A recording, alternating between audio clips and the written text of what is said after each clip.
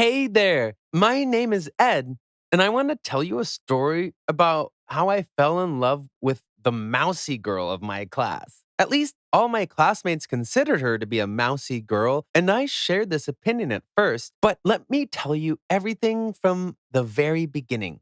In the middle of the school year, a new girl came to our class. Her name was Wendy. She was short, thin, and looked funny. She spoke quietly and never argued with anyone. For that reason, we called her the Mousy Girl. Wendy was not offended because of this nickname, and over time, we stopped calling her by her real name completely. We called her a Mousy Girl with no other variants because this nickname suited her very much. She was also very awkward, and that made her get in trouble from time to time. I often laughed at her fails. Once, during watering flowers growing in a school yard, she was entrusted to hold a hose. The water was turned on too abruptly, and Wendy could not cope with the jet. As a result, the school director and the class teacher were watered instead of the flowers. Maybe she was inconspicuous in appearance, but on the other hand, such tricks cheered us up. The whole class laughed at her bad luck. Wendy has become the butt of constant jokes and even local memes. She was a very unfortunate mouse. I was one of the first to make fun of her. At first, it was harmless draws like, you have a white back, or something like that. Wendy was so naive that she believed everything. When she learned about the new joke, she was neither angry nor ran to complain to the teacher. She just smiled shyly, and we laughed good naturedly at her. However, ordinary school jokes became boring quickly and did not seem as funny as before. Therefore, I started to contrive my own jokes, and some of them were rather offensive. I used to cling stickers with different inscriptions on her back. Well, such as kick me and I'm a fool and so on. The mousy girl could not understand what was happening for a long time, and this only added more humor. The guys laughed, and that's all I wanted to do. Once I put a brown frog in her pencil case. Wendy was so scared that she screamed and jumped up from her chair right in the middle of the lesson. Then she stumbled awkwardly on her own leg and fell onto the floor. The whole class burst out laughing, and the teacher's efforts to calm us down were unsuccessful. They didn't search for the guilty person and simply made a remark for the whole class. However, classmates showed me thumbs up imperceptibly and remembered this incident for a long time.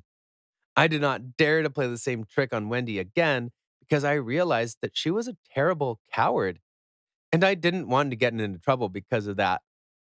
And then I had an awesome idea.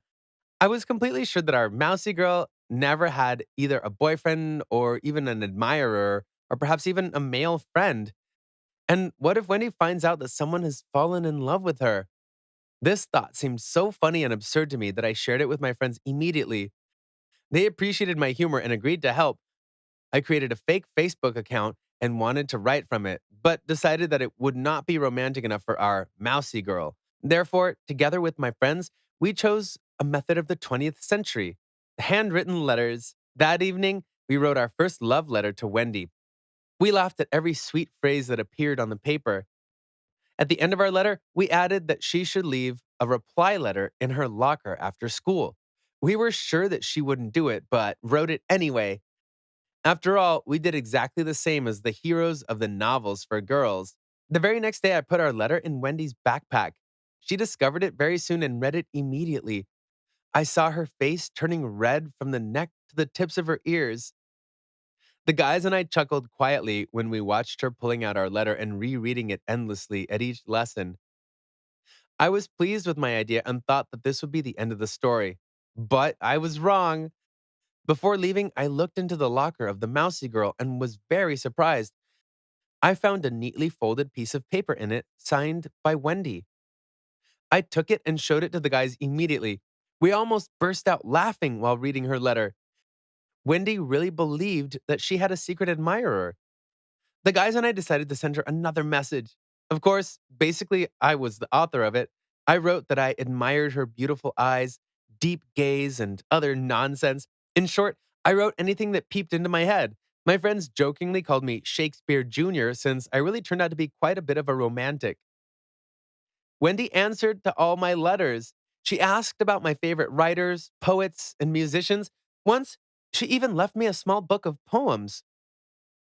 The mousy girl turned out to be a very educated and well read girl. To be honest, I didn't always understand what she was talking about. I had to search in Google certain surnames or titles of books constantly, but it was kind of interesting to me to some extent. The longer our correspondence lasted, the less my friends took part in it. I only used to read to them Wendy's answers from time to time and only handpicked lines. And to be honest, I didn't really want to do this anymore. Soon, my friend suggested to finish this game because our communication with Wendy had lasted for more than a month. I agreed, and they presented a new idea to me. The guys wanted to ask our mousy girl out on a fake date. They wondered how many hours she would stand by, waiting for her non existent prince. Something in me protested, but I didn't pay much attention to this feeling. I did as my friend said and offered Wendy to meet me at the sports ground after school. At that time, the guys and I were going to play football there and watch her. A letter was written and thrown into her backpack. All day, I felt myself just disgusted. For some reason, I was ashamed of myself. At some point, I realized that the joke went too far and ceased to be funny long ago, at least for me. But the porridge was brewed, and I had something to do with it. So I decided to tell Wendy about everything before it was too late. I caught her in the corridor and stated clearly that he would not come. I told her that it was just my stupid joke and the person from the letters did not exist.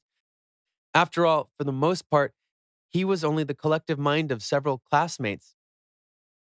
When I looked at Wendy, something died in me. I had never felt anything like that before. There were tears in her eyes and a faint smile on her face. The mousy girl thanked me and returned to class. I decided to take a walk because there was a complete mess in my head. I didn't understand why I felt so bad because I confessed everything. I even apologized to her, but I still didn't feel any better. When I returned to class, I saw that Wendy wasn't there. Classmates said that the mousy girl went home because of feeling ill. I asked the teacher to excuse me from the last lesson and take Wendy home. I said that I saw her barely walking along the corridor and that she might need help. The teacher was surprised because of my concern, but did not refuse the request. He gave me her home address just in case, and it was just what I needed. To be honest, I didn't quite understand why I was doing all this. More precisely, I just could not believe that I fell in love with her, but I didn't find any other explanation for my actions and feelings. Along the way, I went to a flower shop. I didn't have much pocket money with me, and that was why I could only buy one flower. When I got to her house, her parents opened the door. They said that their daughter didn't want to see anyone at that moment, so I was advised to come later. Before I left, I gave them a flower and asked them to tell Wendy that she had very beautiful eyes. The next day, she didn't come to school again. I told the guys about what I did and that we all had to apologize to the mousy girl. My friends were not happy because of that, but then they agreed with my decision. They said it was decided that as soon as Wendy recovers, they'll immediately ask for her forgiveness. After class, I went to Wendy's house again. This time I took more pocket money and was able to buy a bouquet of flowers. Then Wendy's parents opened the door again.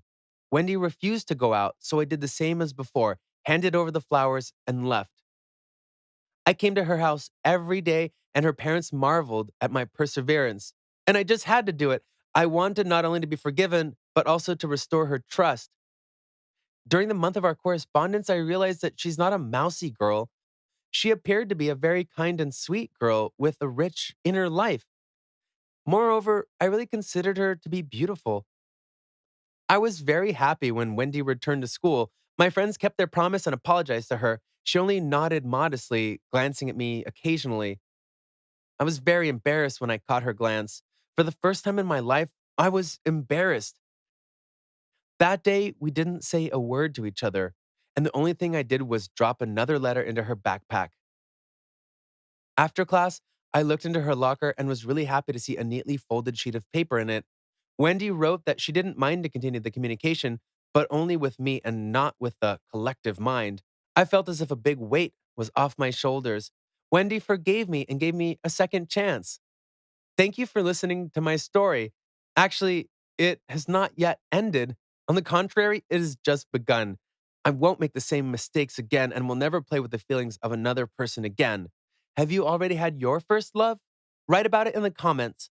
It'll be very interesting for me to read your stories.